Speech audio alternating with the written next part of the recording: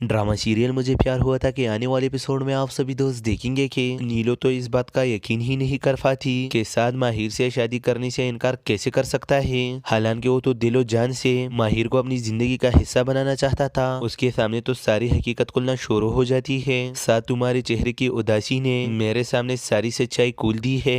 माहिर खुद आपसे शादी नहीं करना चाहती थी, लेकिन वो खुद इस रिश्ते से इनकार न कर सकी, इसलिए उसने आपको ही आगे कर दिया। ये सब कुछ जानकर वो बहुत ही ज्यादा हैरान रह जाती है कि आखिर वो अरीब जिसे माहिर हंस हंस कर बातें कर रही थी, आखिर उसके घर वाले माहिर का हाथ मांगने के लिए उसके घर आए हैं। वो अपनी बाई से यही कहती है, मैंने ये कभी भी सोचा नहीं था कि आप माहिर से इस कदर मोहब्बत करते हैं कि उसकी खुशी के खातिर आपने इस रिश्ते से इनकार ही कर दिया। माहिर ने आपसे कहा था ना कि आप इस रिश्ते से इनकार कर दे। नीलू, मैं इस बारे में कोई भी बात नहीं करना चाहता, लेकिन मैं बात करना चाहती हूँ भाई। मुझे सब कुछ समझ आ गया है। माहिर अरीब से शादी करने के लिए आपको बाबा के सामने पेश किया। वैसे अब चाचू हमारे बारे में क्या सोचते होंगे? भाई, आपको अंदाजा भी नहीं कि आप माहिर से किस कदर मोहब्बत करते हो। इनकार तो उनकी बेटी ने किया है। नीलो तो मैं हो किया गया है। मैं खुद माहिर से शादी नहीं करना चाहता था। भाई, ये झूठ आप किसी के सामने भी बोले, लेकिन मेरे सामने नहीं बोल सकते,